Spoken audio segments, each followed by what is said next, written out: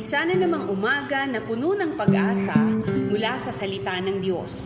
Halina at makibahagi sa ating umagang pagbubulay, pagpapalakas at pagpapatatag sa ating pananampalataya sa Panginoong Hesus. Mula sa Section 6 ng Southern Tagalog District Council of the Assemblies of God, tayong lahat ay magkaisa sa pagpapalagong espiritual.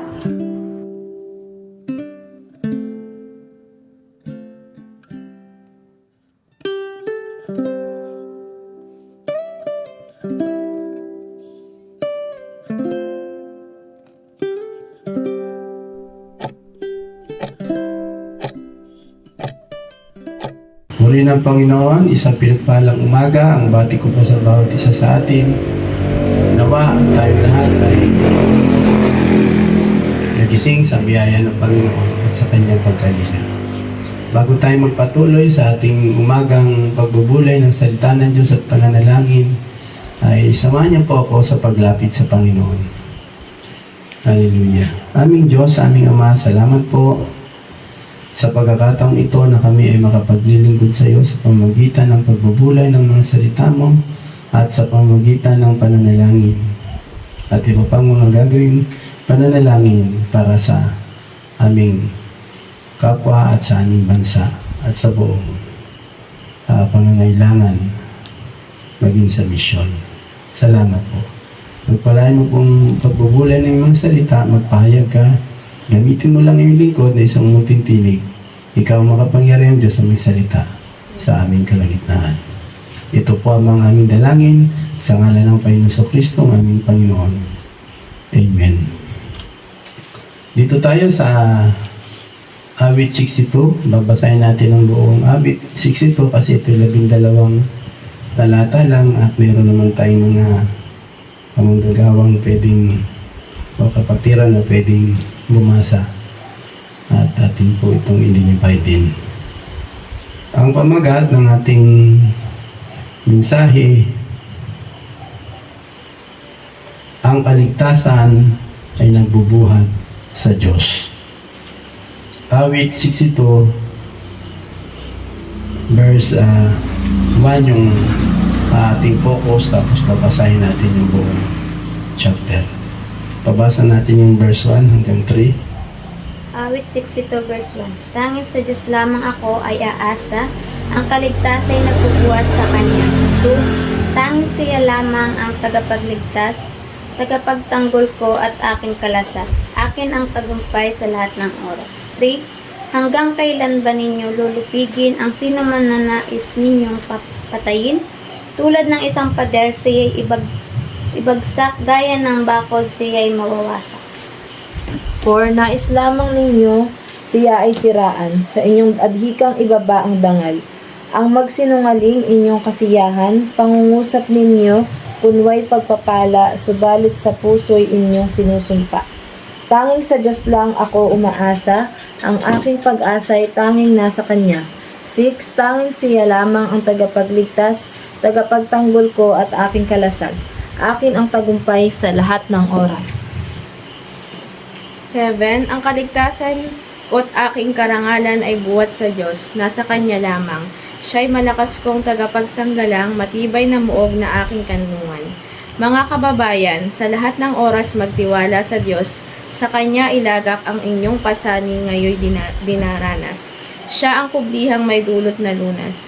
Verse 9. Ang taong nilalang ay katulad lamang ng ating hilingang madaling mapatid. Pagsamahin mo at dalhin sa timbangan, katumbas na bigat ay hininga lamang. Verse 10. Huwag kang magtitiwala sa gawang marahas ni pangaharang. Umasang uunlad, kahit umunlad pa ang iyong kabuhayan. Ang lahat ng ito'y di dapat asahan. Hindi naminisang ang aking napakinggan, at taglay ng Diyos ang kapangyarihan. 12. At di magbabago ang kanyang pagmamahal. Ayon sa ginawa ng sinamang tao, doon na mabatay ang gantimpala mo. Amen. Pinagpala ng Diyos ang kanyang mga salita na ating binasa. Purihin ng Panginoon. Ako man ang aking pinagbubulayan ito ay namangha ako na may pagka na nagagala kasi dito ay pinagkumpara ni David yung mga nagtitiwala sa Diyos at saka yung mga hindi. O sabihin na natin yung mga mananampalataya o mananampalataya at di mananampalataya. Si David ang may panulat nito, o siya yung may akda ng awit na ito na panalangin. Sabi po dito, sa verse 1 lang ako nagbibigay ng diin, pero babasa pa tayo ng mga ilang talata. Ang kaligtasan ay nagbubuhat, kung ang kaligtasan ay nagbubuhat sa Diyos. Ipinahayag ng salmong ito ang isang pangunahing katotohanan kung paano dapat mamuhay ang bawat mananampalataya. Sa panahon ng kaguluhan, dalamhati, at pagsalungat mula sa kaaway o mga kaaway, dapat tayong lumapit sa Diyos bilang pangunahing tanggulan at tagapagligtas. Ang bawat mananampalatayang nagtitiwala sa Diyos ay dapat makapagsabi ng una,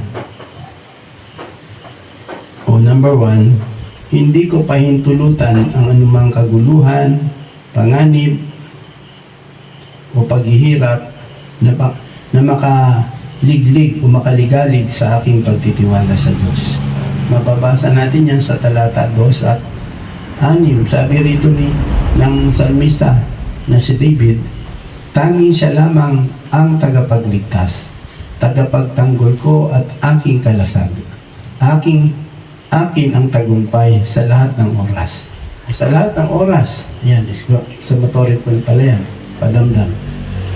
Sa verse 6, tanging siya lamang, inulit na naman ang tagapagligtas, tagapagtanggol ko at aking kalasag. Akin ang tagumpay sa lahat ng oras. Yan. Pero di ba pagka babalikan natin o ating inobserbahan ng buhay na ito, ang daming talunan at nakakalungkot, para bang kasama ang mga mananampalataya. Kasi ang pagkatalo ay hindi dahil ang Diyos ay mahina o dahil ang Diyos ay kapos o hindi saktong kilos. Ang pagkatalo ay tayo po ang nag-design. Ang battle ay sa utak.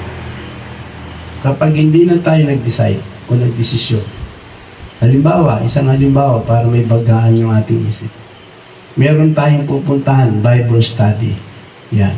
Yan ang laging ginagawa ng mga pastor at mga Kristiyanong lumalago at lumago at malago na, sabi niya. Pero wala pa talagang malago Patuloy tayong lumalago araw-araw. Tapos, dahil nakita niyang wala siyang pansaing, o kaya yung mga anak niya, merong may sakit yung isa papasok, kulang yung pambaon, o may pambaon, walang pang-project, walang pambayan, ng ganito. Tapos bigla pang dumating yung electric bill, upang babayad sa ilaw. Sabi niya, saka na lang kaya pupunta sa Bible study. Makapunta muna sa best friend kong kapatiran, makapangutang. O, talo. Diba? Pero sasabihin natin, bumalik ko sa gawain O, bumalik ka. Pero nung araw na yun, maaaring kung hindi mo man iniintindi, nagpapalakpa ka ng mga demonyo. Kasi talo. Talo tayo nung labanan na yun. Sabi nga ni David, tanging siya lamang ang tagapagligtas, tagapagtanggol ko at aking kalasag. Kung ganyan ang tingin natin sa Panginoon, tatama sa ating sitwasyon na makakasama sa atin.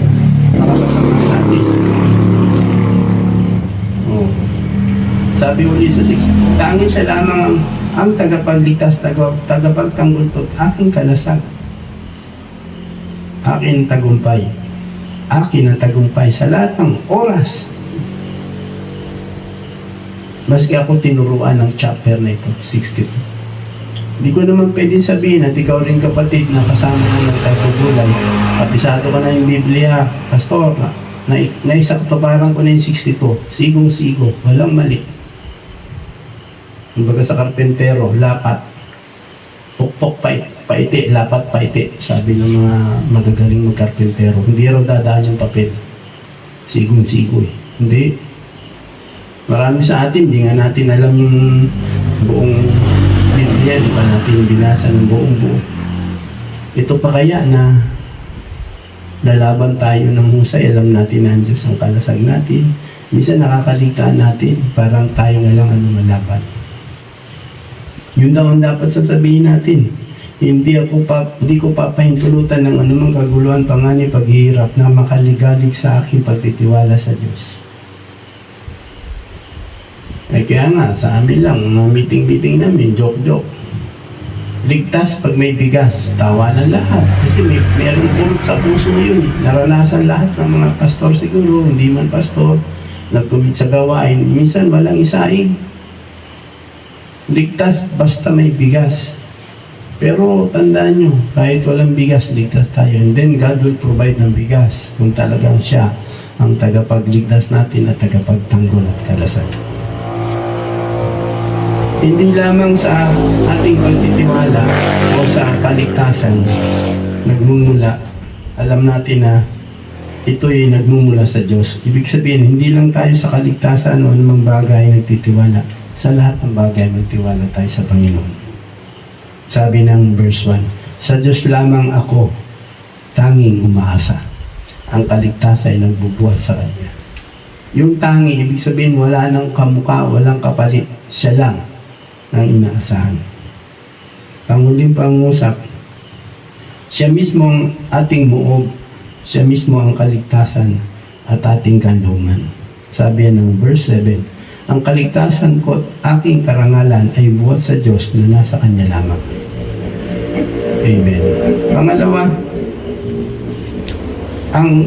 ang kaligtasan nagbubuhat sa Diyos ay ito, pangalawa, sa panahon ng pag-aalala, pagbabanta, itatalaga natin ang ating sarili sa Kanya. Halimbawa, may mga alalahanin tayo, may mga pagbabanta, iba't ibang klase. Hindi na ako magdidetalye. Mga bantang iba't iba. Dapat sa Kanya lang tayo magtitiwala. Ano pa? At sa pamamagitan ng taimtim na panalangin, ay sasabihin natin sa Diyos ang lahat na nasa ating puso. Yan yung prayer na dapat. Sabi ng Pilipos 4:6, ayan yung basahin ko. Kahit ito'y kabisado ko, babasahin ko na lang. Sabi ng Pilipos 4:6, huwag kayong mabalisa tungkol sa anumang bagay. Sa halip ay hingin ninyo sa Diyos ang lahat, tingnan nyo, lahat ng inyong kailangan sa pamamagitan ng panalangin may pasasalamat. Dapat meron din tayong nakasahog lagi sa prayer na pasasalamat. Huwag lang yung pengi. Lord, pengi po nito, pengi po nito. Kaya, di ba may kantang lumabas na pengi noon eh. Hindi na Panginoon. Pengi noon, hindi na raw Panginoon. Alam niyo ba, sa totoo lang, ay maski po sino sa atin, siguro isama ko na rin palagi sarili ko. Ang konti ng prayer meeting na Thanksgiving, naalala nyo tayo, naalala ko pala nung mag-anniversary kami, ika-25 taon. Naku, walang masyadong nagpasalamat, garbong-garbo, bonggang-bongga. Parang pigil na pigil pa. Parang marami pang gustong humingi. Pero ang pinakamaganda sa mga panalangin, sabi ng Pilipos 4:6, huwag daw tayo mabalisa sa lahat ng bagay, kundi ito raw ay hingin natin sa Diyos sa pamamagitan ng taimtim na panalangin. May pasasalamat. May pasasalamat. Napakasarap tulungan ng isang tao marunong magpasalamat. Yung kahit binigyan mo lang na isang mangkok na sabaw, may konting ulam-ulam, makadilis pa nga. Salamat. Palain ka ng Panginoon. Di mga ganun ba? Pero di ba may mga taong hindi niya mabanggit ang pasasalamat. Ay lalo na sa Panginoon. Sabi dito ng pangalawa, sa panahon ng pag-aalala, pagbabanta, ay itatalaga natin ang sarili sa Diyos sa pamamagitan ng taimtim na panalangin. Yun yung binasa kong nakasuportang talata. Pilipos 4, talatang 6. Pangatlo, sa ating pagbubulay, ang kaligtasan ay nagbubuhat sa Diyos. Hintayin natin ang Diyos na kumilos. Alang-alang sa atin. Huwag natin siyang uunahan. O huwag natin isipin naman na parang hindi tayo tutulungan o tinutulungan ng Diyos. Pangatlo, dahil lang ang Diyos ang ating kaligtasan at siya sa Kanya lang talaga nanggagaling. Hintayin natin ang kilos ng Diyos para sa atin. At nalalamang siya ang tugon. Siya ang nagmamahal. Siya'y mapagmahal at mahabagin para sa ating sitwasyon. Siya lang talaga. Nag-uutos siya sa mga taong mapagmahal, sa mga taong maawain. Pero hindi tayo nung naalala, bigla na lang siyang inutusan ni Lord. Kaya may mga taong minsan ay nangusap si Lord sa akin, ibigay ko daw to sa iyo. Pero ang totoo, tugon ng Panginoon yun, hintayin natin yung kanyang pagkilos. May patotoo po ko bago matapos devotion natin. Yung isang umaga, parang Monday nga. Alam niyo ba, pagka hindi pa ako tapos mag-pray, nagbabasa pa ako ng devotion ko eh. Sa aklat na ikalawang kronika kami nag-devotion. Pumasok doon yung tugon ng isang, hindi ko mapanggitin, kahit hinuwa, hindi ko napapahulaan sa inyo. Sabi, sige po, pastor, bukas ipapadeliver ko. Ay, hindi ko namin sasabihin ko ano yun. Papatuto ko na lang sa ibang panahon sa mga kapatiran. Pagkatapos, may humitong motor. Kasi naiwan yung cellphone, ganyan. Nakuha ko sa tricycle ko. Tapos, binless po ako ng kapatid. Wala akong sinasabi kay Pablo. Wala akong napag-pray niyo ako kasi ganyan, marami kaming pangailangan. Hindi, kasi pag nagsabi ka nun, nagpaparinig ka sa kapatiran, lalo't alam mo may kaya-kaya. Tahimik lang ako nung nalain sa Panginoon. Kaya ako, itong sinishare ko sa atin, mga minamahal, ay nagaganap sa buhay ko. Yung isang araw lang nangyari. Tapos marami pa rin ngayong araw na ito, hindi ko na mapapamit. Kasi Diyos nga siya eh. Pwede niya, yung asno nga, pinagsalita niya. Kay Elias nga, yung uwak, pinagsupply niya ng karne, ay kinakain nun ay karne at tinapay. Umaga at hapon, tinapay at karne. Yung uwak, matakaw yun eh. Bit kay Elias yung karne, tapos tinapay. Eh, minsan pa, wala nga tayong pambiling pandesal. Ano po mga kapatid? Minsan, wala nga tayong pambili ng kahit 1/4 na baboy, o 1/4 na isda eh. Pero si Elias, lagi kasi siya nag-pray. At sino nag-utos sa kanya na pumunta siya doon sa ilog ng Cherit o Karit. At nung natutuyo na, sinabi sa kanya ni Yahweh, pumunta ka sa Sarepta sa isang bayo, doon sa bayan ng Sidon, hindi Israel. Pakakanin ka ng babae doon, hanggang sa hindi uulan, doon ka lang. Malinaw yun, wala pang Bible noon. Mga kapatid, tayo po'y natatapos na sa ating devotion. Pero ngayon may Bible na. Pero bakit tapos ang papaya ka ng bawat isa? Kasi inuunahan natin si God. Diba, habang nagpe-pray, alam niya may hulugan siya mamaya, ganung oras. Pumunta ka kay Maring manghiram ka nga ng pera kasi kulang yung pera natin, anak. Wala na, hindi na makagalaw si Lord ng himala. Pinag-pray, nakausapin ng Diyos yung teacher, huwag i-deadline, huwag naman masyadong bigyan ng penalty ang anak, yung deadline ng bayaran, pagkatapos pupuntahan. Ma'am, ito lang muna, bibigay ako ng ganitong halaga. Nakiusap ng tatad, pakiusap. Hindi natin hinintay ang Diyos gumawa sa puso ng ating kinakausap at hindi natin hintay gumawa ang Diyos ng himala. Hintayin natin ang Diyos na kumilos alang-alang para sa atin. Kasi nung nag-pray tayo, nakikinig siya at pinaniniwalaan natin yan. Bakit hindi natin siya hintayin gumawa ng himala? Sabi ng kanta ni Romy Diglas, ang aking Diyos ay Diyos ng himala. Ito'y Napatunayan ko ang buhay ko'y binago niyang hinubos ng manalig ako kay Kristo. Sa Diyos, tiwala ko'y walang hanggan. Kahit na mag-alilangan ang mundo. Puputulin ko na. Kayo na lang magtapos ng kanta ko, alam niyo. Di ba? Pero kailangan kasi yun, mga kapatid. Faith. Sa simula, faith hanggang matapos. Napagpala tayo at may natutunan tayo sa mga sandaling ito. At bago po tayo magtapos, ay samahan niyo po ako sa pananalangin maging sa ating mga kapatid at sa ating bansa. Aming Diyos, aming Ama, salamat po sa awit 62 verse 1 to 12 na aming binasa at mga supporting verse or isa pang verse na nakasuporta sa Pilipos 4:6. Mismong yung lingkod ay natuto at nanariwa na laging magtiwala sa iyo. Sa lahat ng sirkumstansya, magdidesisyon po kami at huwag ka naming pangungunahan sapagkat ikaw ang Diyos na sakto, perpekto sa iyong mga pagkilos, sa iyong mga pagtugon.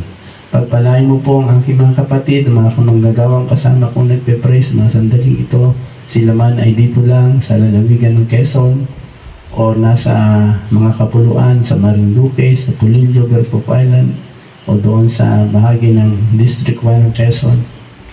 Lord, sa buong Calabarzon, sa buong Luzon, Visayas at Mindanao, ang mga kasama kong nananalangin, maging ang mga nasa labas ng Pilipinas, mga OFW, mga kamag-anakan ng mga kapatiran, kasabay namin sa morning devotion na ito. Pagpalain mo at katagpuin ang bawat pangangailangan ng mga kasamang nananalangin sa umaga ito. Yung mga mahinang katawan, palakasin mo. Yung mga may mga kakulangan at nagpe-pray ng material, even financial, you will provide, O God, ayon sa kanilang kahilingan. I-bless mo po ang lahat ng mga kapastoran ng Section 6 mula sa aming presbyter, sa aming assistant presbyter, ang buong executive leaders, kasama po ng lahat ng lisensyado at ng lahat ng mga license sa mga pastor ng Assemblies of God dito sa Southern Tagalog. Ang buong Section 1 hanggang Section 8, Lord, I declare blessing, covering, protection sa lahat ng mga lingkod. I-bless mo po, Panginoon, ang aming mga nasa nakatataas na aming mga leaders, ang sa Southern Tagalog, District Council, ang aming po mga ang District Superintendent, Reverend John Martel, Assistant Superintendent, hanggang sa Secretary Treasurer, O God. Maging sa Gensil, Lord, i-bless mo po sila, Reverend Calusay, at ang mga kasama niya naglilingkod sa iyo sa General Council. Panginoon, tulungan at samahan mo ang lahat ng mga lingkod mo upang matupad namin ang iyong kalooban at may sulong ang dakilang komisyon habang kami ay narito pa sa lupa. I-bless mo rin po ang bansang Pilipinas, ang lahat ng mga kaganapan, maging sa mga pang-politikang problema, maging sa pang-loob ng problema, maging pang-ekonomiya. Lord, tulungan mo ang bansang Pilipinas, tunay nga na maging totoo at Kristiyanong bansa ito na laging sa iyo namin inilalagak ang aming pagtitiwala at pangangailangan. Alam namin, you will provide. I-bless mo rin po ang pangdaigdigang problema ngayon, ang sigalot ng bansang Iran at Israel, ang kanilang conflict, hindi kayang pigilin ng UN Security Council, even ng United States.